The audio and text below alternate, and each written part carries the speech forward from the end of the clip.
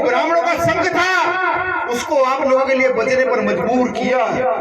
मजबूर देश की जमात को तो शासन करके नौकरी देने वाली जमात बनना था। भीम आर्मी के ताबूत में कील ठोक दिया, बहुजन को सरदर की ओर लेकर चले गए और बार बार ठीकरा पीटते रहे। जिस आंदोलन को आज दिल्ली की गद्दी के नजदीक होना चाहिए था, वो आंदोलन दिल्ली की गद्दी को छोड़िए, वो मध्य प्रदेश के गांव तक में नहीं पहुंच पा रहा। जो लोग यहाँ बुद्धिजीवी हैं, मेरे कहने का मतलब समझ पा रहे होंगे कि मैं क्या कह रहा हूँ। अगर ब्राह्मण के संग बजाने से हम दिल्ली जा सकते तो हजारों साल पहले जा चुके होते। ब्राह्मण के संग बजाने से हम दिल्ली नहीं जाएंगे। मेहनत करने से ही कुछ मिल पाएगा। अगर ऐसा होता तो बाबा साहब अम्बेडकर को क्या लालच नहीं दिया गया होगा? क्या उस समय ब्राह्मणों के संघों में जंग लग गया होगा? नहीं, जंग नहीं लगा। बाबा साहब अम्बेडकर ने संविधान लिखकर वो जो ब्राह्मणों का संघ था उसको आप लोगों के लिए बचने पर मजबूर किया है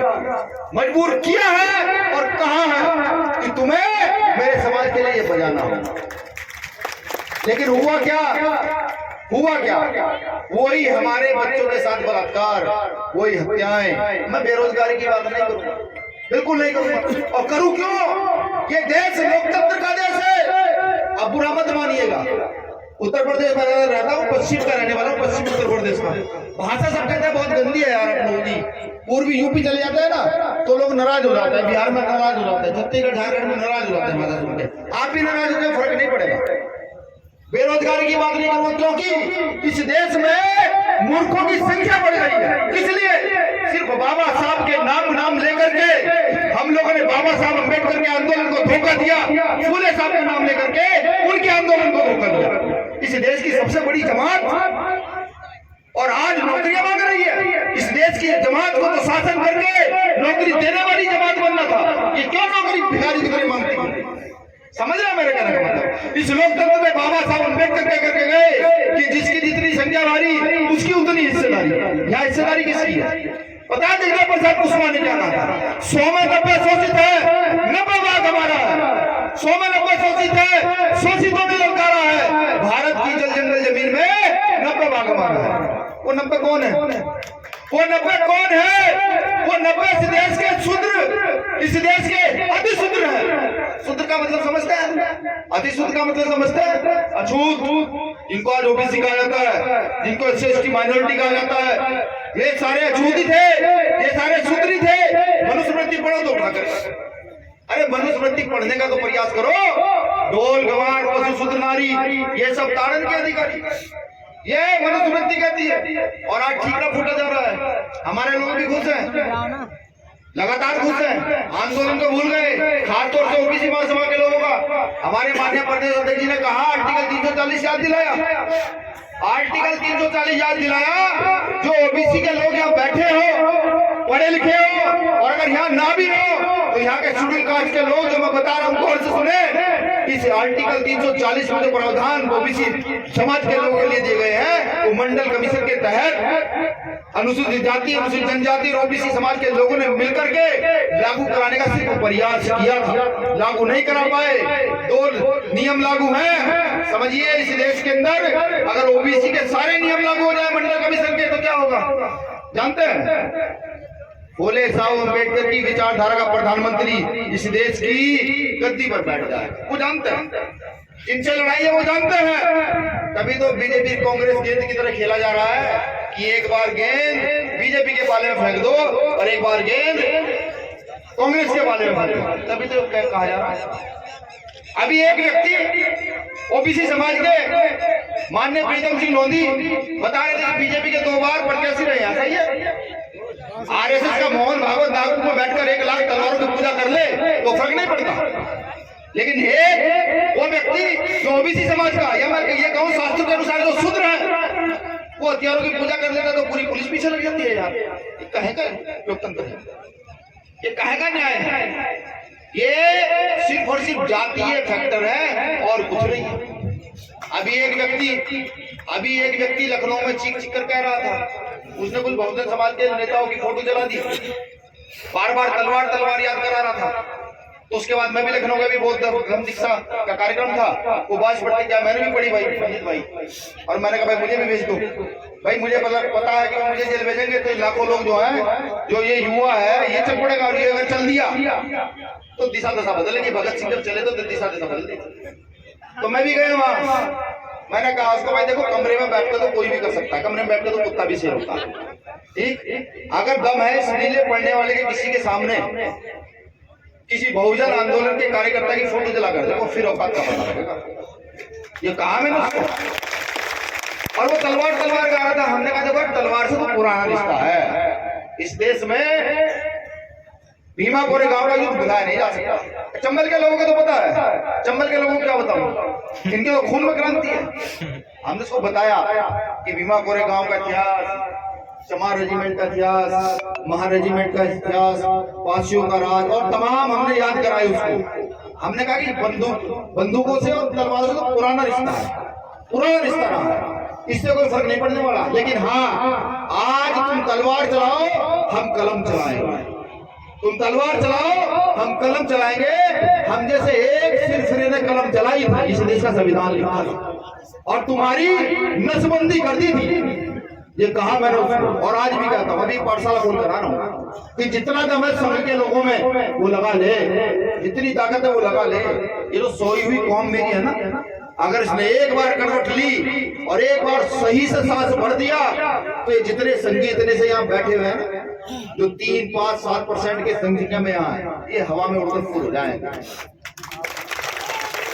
ये सत्यता है, लेकिन करूं क्या, ये समाज जो निर्जीव हो चुका है, जो सवाल पूछना नहीं चाहता, जो सिर्फ जिंदाबाद में रहना चाहता है। अगर मैं भी पूछूंगा, भिंड के 4 साथी शहीद हुए थे 2 अप्रैल में, प्रदीप जाटव, आकाश गर्ग, जगरूप जाटव, हरि सिंह, 4 साथी भिंड जिले के शहीद हुए थे। मैं झूठ बोल रहा हूँ, हाथ खड़ा करके बताओ हुए थे नहीं। आप सब लोग ये भी बताओ, यहाँ के नेताओं से कितने लोगों ने सवाल किए कि भाई इनके परिवार का क्या हो रहा है। ये 4 लोग जो शहीद हुए थे 2 अप्रैल के आंदोलन में, इनसे पूछ के बताओ कि कितने लोगों ने सवाल किया था कि भाई इनके परिवार का क्या हो रहा है। किया था। हम सीधे बड़े लोग नहीं है क्या, बताइए ना। एक मिनट मेरे भाई, मेरी बहनों बैठ जाओ, मेरे भाई के बाद 2 गाने और सुनाऊंगा, बैठ जाओ। मुझे लगता है पति का फोन आ गया, टाइमिंग कहाँ हो। नहीं, वो सुबह से बैठी हुई है बेचारी, देखिए खाना भी होता है, बनाना भी होता है, खाना बनाने का समय भी हो चुका है। किसी ने सवाल तो नहीं किया, क्यों? कोई पूछने वाला हो, क्यों सवाल नहीं किया? जब वोट करते हो, सपोर्ट करते हो, सपोर्ट करते हो, तो सवाल कौन पूछेगा यार? भीम आर्मी ने ज्यादा बड़ा तीर मार दिया? नहीं, भीम आर्मी ने सिर्फ युवाओं को सवाल करना बताया कि अगर जिले में गलत हो जाए और कलेक्टर संज्ञान ना ले तो भीम आर्मी का कार्यकर्ता जाकर कलेक्टर की छाती पर खड़ा कर पूछे कि वहां ये घटना घटी थी, संज्ञान क्यों नहीं लिया गया। भीम आर्मी ने यह बदलाव किया, और ज्यादा कोई बदलाव नहीं। मैं पूछता हूँ अभी से कि जब भीम आर्मी का कार्यकर्ता चला जाता है, क्या हिम्मत पड़ती है एसएसपी की? क्या कलेक्टर की हिम्मत पड़ती है गलत बोलने की? क्या वो न्याय देने के लिए सड़क पर आता है या नहीं आता है? आता है या नहीं आता है? तो यार जोर से बताओ ना, आता है। तो यही ताकत पैदा की है भीम आर्मी के लोगों ने। और भीम आर्मी, मैं तो कहता हूँ, लगातार कहता हूँ, बहुत सारे ओबीसी समाज के लोग भीम आर्मी में है। हमारी तरफ से जितना ज्यादा प्रतिनिधित्व दे रहे हैं उतना हम लोग दे रहे हैं, बिल्कुल दे रहे हैं। और बाहें फैलाकर मध्य प्रदेश के भिंड से ये भी ऐलान करता हूँ, जो लोग क्रांतिकारी है ओबीसी समाज में, जो प्रतिनिधित्व कर सकते हैं सामाजिक और राजनीतिक तौर पर, उनका बाहें फैलाकर भीम आर्मी आजाद समाज पार्टी स्वागत करती है। आए, अपना प्रतिनिधित्व ले, नेता बने, और समाज की इस लड़ाई को जो फूले साहब अम्बेडकर ने चलाई, कभी बुद्ध पेरियार ने चलाई, कभी गुरु नानक रैदास ने चलाई, कभी संत कबीर ने चलाई, इस लड़ाई को पीक पर पहुंचाने का काम। देखिए, एक चीज समझिए, जिनके हाथ में ताकत होती है ना, उनके बच्चों के साथ, बेटियों के साथ गलत नहीं होता। और तभी मैं बार बार कहता हूं कि सोया हुआ समाज अगर एक बार जाग जाए प्रयास करने लगे, तो मैं ये कहता हूँ प्रदेश से छोड़िए, इस देश की ताकत आपके हाथ में आने के लिए तैयार। मेरा एक सवाल और पूछता हूँ आपसे, ताली मत बजाइए यार, मुझे खाई तो कुछ कर रहे हो, मैं खुश होने वाला हूँ। मेरा एक सवाल और आपसे है, क्या जब आपके कार्यकर्ता जिसका नाम चंद्रशेखर आजाद है, जानते हैं चंद्रशेखर आजाद? कितने लोग जानते हैं? अच्छा, मेरी माँ नहीं जानती है, सारी सब जानते हैं। आपका वो कार्यकर्ता चंद्रशेखर आजाद जब आपके साथ गलत होता है और आपके प्रदेश में आता है तो क्या होता है? उसके बाद क्या होता है? सरकार हिलती है नहीं हिलती? भाई ना तो वो प्रधान है, ना MP MLA है, ना मंत्री मुख्यमंत्री है, ना BDC मेंबर है, ना वार्ड मेंबर है, ना किसी प्रशासनिक सेवा में है क्या? एक आम इंसान है ना अभी की तरह, या कोई सींग उगे हुए हैं? कोई तेजी ताकत है? नहीं, बिल्कुल नहीं है। हाँ, बाबा साहब जो लोकतंत्र की ताकत देके गए ना, उसका एहसास हुआ है उनको, उस ताकत को पहचाना है और अन्याय के खिलाफ लड़ा कैसे जाए ये सीखा है उन्होंने। बाबा साहब अम्बेडकर कहते थे कि 100 दिन बकरियों का जीवन जीने से अच्छा एक दिन शेर का जिया जाए। क्या कहते थे? 100 दिन बकरियों का जीवन जीने से अच्छा है कि एक दिन शेर का जिया जाए। शेर के बच्चे को भी बकरी, चूहे, बिल्ली, कुत्ते, शेर के बच्चे तक के पास नहीं जाते, शेर को तो छोड़ दीजिए। तो आप सोचिए ना, आप क्या मन बनाना है? समाज सोचे क्या मन बनाना है? उस जैसे शेर को, या ये बैठे यहाँ सुनील असले भैरसिया OBC महासभा के लोग, इन जैसे शेरों को कुत्तों के हाथ कटवा देना है, या फिर इन जैसे शेरों को ताकत देकर बब्बर शेर बना देना, ये तो आपको तय करना, मुझे नहीं। और अगर बब्बर शेर बनाना है तो मैं लिख कर देता हूँ, लिख लीजिए। अभी भाई बता रहे थे कि 2 साथियों के सिर मुंडवाए और पूरे गांव में घुमाया गया। चल ठीक है, थाने पहुंच के बताइए। पूरे गांव में बिना सरकार के संरक्षण के कोई गलत काम हो नहीं सकता। आ रहा हूँ, बिल्कुल नहीं हो सकता। मेरे पिताजी पुलिस में रहे हैं, मैं सिपाही का लड़का हूँ, और मेरे पिताजी का ये कहना था कि अगर प्रशासन और सरकार चाहे तो तुम 100 रुपए का नोट सड़क के बीच में रखा, किसी औकात में 100 रुपए के नोट को उठा ले। मेरे पिताजी का पुलिस में थे, लेकिन अब ऐसा नहीं है। आप क्या सोचते हैं कि जातीय शोषण बिना सरकार के संरक्षण ही हो जाता है? नहीं होता। हमें भी कैसे पता लगा? वो तो शिक्षा का अधिकार बाबा साहब देकर के गए हैं ना, उस अधिकार से ये पता लगा कि ये नहीं हो सकता। ये देखिए, सूचना भी गई है, शाक्य समाज के 2 लड़के के सर मुंडवा कर पूरे गांव में घुमाया गया। दबोआ गांव की घटना, जिला भिंड। बताइए, मनुस्मृति है यहाँ, कानून है ना भाई। अगर मैंने चोरी कर दी क्या होगा? आपने चोरी कर दी क्या होगा? जेल जाओगे ना, सजा होगी ना, या फिर कोई बाहर वाला ये लोग बैठे हुए सजा दे देंगे? नहीं। तो ये अंधा कानून सरकार के इशारे पर हो रहा है। अभी भी समय है एकजुट होने का, भीम आर्मी को मजबूत करने का, यहाँ अपना राजनीतिक प्रतिनिधित्व खोजने का। मैं मध्य प्रदेश के लोगों को एक बात और याद दिला दूं, यहाँ पर फूले साहब अम्बेडकर की विचारधारा वाला एक व्यक्ति मुख्यमंत्री बनने वाला था, याद है? यहाँ पर फूले साहब अम्बेडकर की विचारधारा वाला एक व्यक्ति मुख्यमंत्री बनने वाला था, याद है या नहीं? भूल गए हो? याद है ना? ये भी तो याद होगा, वो मुख्यमंत्री क्यों नहीं बन पाया, या उसको भूल गए हो? याद करो, वो समय दोबारा लाएगी भीम आर्मी इस प्रदेश के अंदर, और बनाएगी, बनाकर दिखाएगी फूले साहब अम्बेडकर की विचारधारा वाले व्यक्ति को इस देश प्रदेश का मुख्यमंत्री, और यहाँ पर समता समानता का राज स्थापित करके दिखाएगी। कैसे राज स्थापित होता है ये तय है, ये जिद भी है। क्योंकि मेरा एक कार्यकर्ता ऐसा है जिसको रोका नहीं जा सकता, जिसको झुकाया नहीं जा सकता, जिसको खरीदा नहीं जा सकता। अभी नई यात्रा शुरू हो रही है, चंद्रशेखर आजाद भाई का जन्मदिन है 3 दिसंबर का। मध्य प्रदेश के कार्यकर्ताओं ने प्लान कर लिया, प्लान करके पूरा भेज दिया, भैया ये मध्य प्रदेश में करना है। भाई साहब ने पूछा भाई क्यों? मैंने भी पूछा भाई क्यों? कहने लगे नहीं, एक व्यक्ति जो प्रत्येक जगह जाकर न्याय के लिए लड़ रहा है, हर बेटी हर सूचित वंचित के लिए लड़ रहा है, उसके जन्मदिन से मध्य प्रदेश से न्याय यात्रा शुरू करनी ही करनी है। वो सामाजिक न्याय यात्रा शुरू हो चुकी है।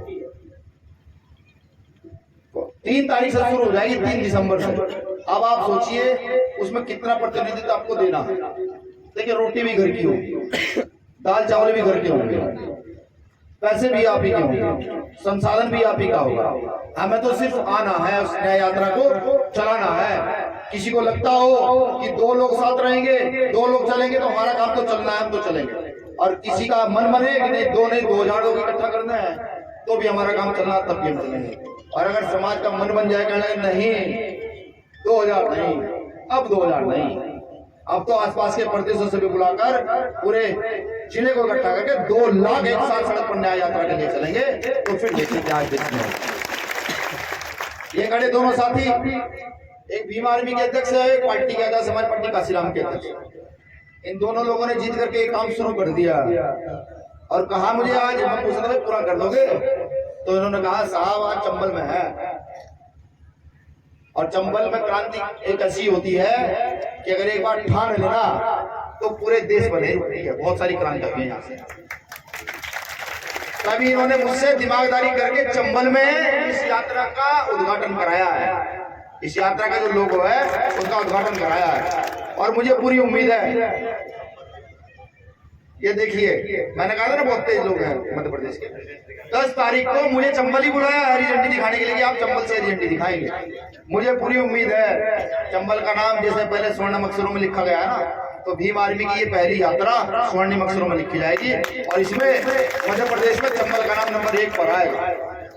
अब सिर्फ मैं एक चीज आप लोगों से जानना चाहता हूँ कि जो लोग आपके लिए लड़ते हो मरते हो, जो आपके हर सुख दुख में खड़े रहते हैं, आपको सहयोग उनका करना चाहिए या सिर्फ उनका सहयोग करना चाहिए जो 5 साल में एक बार आपके पास आते हैं? जोर से बताइए, ऐसे नहीं। एक ही आदमी को चाहिए। मेरी माता से पूछता हूं मैं, क्या चाहते हो आपके बच्चे अच्छे स्कूलों में पढ़े, बड़ी बड़ी गाड़ियां हो, बिल्डिंग हो, खेत खलियान हो आपके पास भी? चाहते हैं आप लोग? चाहते हैं ना? क्या ये जो मेरे बुजुर्ग बैठे हुए हैं ये चाहते हैं कि सम्मान का जीवन व्यतीत किया जाए, या ये चाहते हैं कि हर गांव में तीसरे दिन चौथे दिन अखबार में टीवी में बलात्कार और रेप जैसी घटनाएं देखी जाए? अगर ये नहीं चाहते ना तो एक बार मौका दीजिए। ये जो बैठे हुए यहाँ ये कोई राजनीतिक परिवार के लोग नहीं है। मुझे नहीं लगता इनके चेहरे देखकर कि ये किसी बड़े राजनेता मुख्यमंत्री या प्रधानमंत्री के किसी उसके क्या नाम वंश की मेल है ना। ये जब ये पंचायत की बात चल रही थी मैं इनको यही कह रहा था, मैंने कहा साहब आइए और चुनाव लड़िए। दूसरी पार्टी से चुनाव लड़ने की हिम्मत नहीं है, क्योंकि 5-10 करोड़ ना तो लगाने के लिए होंगे और ना ही सामाजिक कार्यकर्ता कभी विधानसभा जा पाएगा। और जब सामाजिक कार्यकर्ता विधानसभा नहीं जाएगा तो वो ये नहीं बता सकता है जिस खेत में कार्यक्रम है इस खेत में फसल कैसी होती है, इसकी मिट्टी कौन सी है, वो ये नहीं बता सकता। वो तो सिर्फ एसी में बैठा हुआ वाला जाएगा तो वो सिर्फ एसी की बात बता पाएगा। वहां भाई एसी इतने प्रतिशत पे उसे 17 पे कर देते हो ज्यादा ठंडा कर देती है और 24 पे कर देते हो कम ठंडा करते हो, यही बता पाएगा। अब तय आप लोग कर लीजिए, अगर आपको कोई भीम आर्मी आजाद समाज पार्टी से अच्छा ऑप्शन लगता हो या आपको कोई ये लगता हो कि चंद्रशेखर आजाद से ज्यादा बहुजन आंदोलन की लड़ाई कोई लड़ रहा है, वो चाहे ओबीसी की जनगणना की बात हो, ओबीसी मध्य प्रदेश में रिजर्वेशन की बात हो, किसी अनुसूचित जाति अनुसूचित जनजाति पर हो रहे अत्याचार की बात हो, किसी बैकवर्ड मुस्लिम पर हो रहे अत्याचार की बात हो, तो आप मुझे बता दीजिएगा भाई ये व्यक्ति चंद्रशेखर आजाद से ज्यादा काम कर रहा है, हम इसके साथ खड़ोगे। मैं संतों महापुरुषों का नाम लेकर आपको वचन देता हूँ, अगर ऐसा कोई व्यक्ति हो तो बिना रतन में उसके साथ अगर खड़ा हो पूरी टीम के साथ। लेकिन अगर ऐसा नहीं हुआ, कोई ऐसा व्यक्ति ना मिला जो भीम आर्मी से ज्यादा मजबूत तरीके से काम कर रहा हो, तो फिर वचन आपको भी देना पड़ेगा। फिर आप हार जीत छोड़ करके, जीना मरना छोड़ करके, अपनी सुख सुविधाएं छोड़ करके फिर भीम आर्मी के साथ मजबूती से कंधे से कंधा मिलाकर खड़े रहेंगे। हाथ उठाकर वचन दीजिएगा, वैसे नहीं। इस बीच एक चीज और मैं कह दूं, जो व्यक्ति ने किसी और को वचन दे रखा वो हाथ ना उठाए, बिल्कुल ना हाथ उठाए, क्योंकि मैं नहीं चाहता कि मेरे किसी पूर्वज को कोई गद्दार कहे। वो व्यक्ति हाथ उठाए जो अपने वचन पर पूरा होता है। बिल्कुल दोबारा हाथ उठा दीजिए एक बार। तो मुझे तो लगता है कि मुश्किल से 1% लोग ऐसे हैं जो क्या नाम साथ नहीं है, 99% साथ है। तो भाई अब तो यहाँ के लीडरों की जिम्मेदारी है, यहाँ की ओबीसी महासभा की जिम्मेदारी है, यहाँ की जेएस की जिम्मेदारी है और यहाँ भीम आर्मी के पदाधिकारी कार्यकर्ताओं की जिम्मेदारी है कि मध्य प्रदेश को अपनी मुट्ठी में कैसे बेचना है। रिजल्ट आपके सामने है। ये यहाँ 99% लोग आपके साथ खड़े होने तैयार है राजनीतिक तौर पर। तो सोच लीजिए अब क्या करना क्या है। मुझे पूरी उम्मीद है कि आप लोग मजबूती से लड़ेंगे। 2 मिनट दे दो बहनों, 2 मिनट आपसे बात करनी है मुझे अपनी बहनों से सिर्फ 2 मिनट बात करनी है। 2 मिनट के बाद आप चली जाइएगा। आप ही के विषय में बात है, कुछ नहीं। मैं सिर्फ ये पूछना चाहता हूँ बहनों से, खास तौर से जिनकी शादी हुई है, क्या घूंघट में रहकर हम अपनी व्यवस्था को आगे बढ़ा सकते हैं? मैं भी पीछे से आया तो बहुत सारी माँ मेरी माँ से भी ज्यादा उम्र की थी, उन्होंने तल में घूंघट निकाला था। मैंने पूछा माँ घूंघट क्यों, ये घूंघट किस लिए? देखिए घूंघट जो है महिला के उत्थान में एक रोड़ा आज के समय में, पहले क्या हुआ मुझे नहीं पता। मैं ये चाहता हूँ कि मेरी माँ हो, बहन हो, मेरी बेटी हो या मेरी दादी हो, वो सब इस प्रथा से दूर हो। इस प्रथा से दूर होंगी तो आडंबर से दूर होंगी, और आडंबर से दूर होंगी तो इन बच्चों को शिक्षा की ओर लेकर जाएंगे। क्या आप नहीं चाहते कि आपका बच्चा भी यहाँ खड़े होकर मेरी की तरह बोले? कितनी माता ऐसी जो चाहती हैं कि उनका बच्चा यहाँ खड़े होकर आपकी इस बेटी की तरह बोले? चाहती है ना? तो आडंबर से दूर रहो। इस घूंघट प्रथा को आप लोगों ने लागू कर दिया ठीक है, लेकिन आने वाले समय में इस प्रथा को अपनी बेटियों को मत सिखाना, उनको किताबें सिखाना, संविधान सिखाना। मुझे पूरी उम्मीद है यहाँ बैठे जो मेरे परिवार के लोग, मेरी जो पीड़ा, मेरे मन का दुख है पूरे देश का, वो समझ पाए होंगे। और ये युवा जो निजाम बदलने में हर वक्त हर मौसम में सक्षम रहा है, चाहे वो भगत सिंह के रूप में रहा हो, चाहे वो बाबा साहब अम्बेडकर के रूप में रहा, जिसने हर बार निजाम बदला है, कि इस बार भी मध्य प्रदेश की हवा को बदलने का प्रयास करेगा। और मैं कहता हूँ यहाँ के मुख्यमंत्री का क्या नाम है भाई? जोर से बताओ यार, सारे बताओ क्या नाम है? शिवराज सिंह चौहान। हाँ तो उनको बताइएगा जाकर, भीम आर्मी के ताबूत में कील ठोक दी है। ये जो है ना, ये न्याय यात्रा बहुत शौक है ना तुम्हें? बहुत शौक है बिना ओबीसी रिजर्वेशन के पंचायत चुनाव कराने का? तुम्हें बहुत शौक हो गया है। जब दलितों के साथ गलत होता है तो घर में बैठ रहते हो, उन्हें कहिएगा जाकर के ये ताबूत में कील ठोक रहे हैं तुम्हारे, और तुम्हारे अंदर अगर दम हो तो इस कील को निकाल कर दिखाओ। हमारा काम तो ठोकने का, मजबूत ठोक देंगे। 4 लाइनों से अपनी बात खत्म करूंगा। सब साथी मुझे गौर से सुनने का प्रयास करें। भाई देखो यार, सुन लो, ऐसा ना करो, जगह या तो ऊपर बैठ जाए पीछे। भाई देखो यार, 1 मिनट 1 सेकंड की बात रहेगी। 4 लाइनें बहुत महत्वपूर्ण है साथियों, हुआ जरूर सुने। और ये चंबल की भूमि है, चंबल वाले जरूर सुने। महलों से खंडरों का वास्ता हो जाएगा, हमसे जो उलझेगा फना हो जाएगा। साथियों, महलों से खंडरों का वास्ता हो जाएगा, हमसे जो उलझेगा फना हो जाएगा। हम जानते हैं हुनर अपना, हम जानते हैं हुनर अपना। जिस ओर बह निकलेंगे उस ओर रास्ता हो जाएगा, उस ओर रास्ता हो जाएगा, उस ओर रास्ता हो जाएगा। जय भीम, जय जवाहर, जय मंडल, जय संविधान, जय मध्य प्रदेश।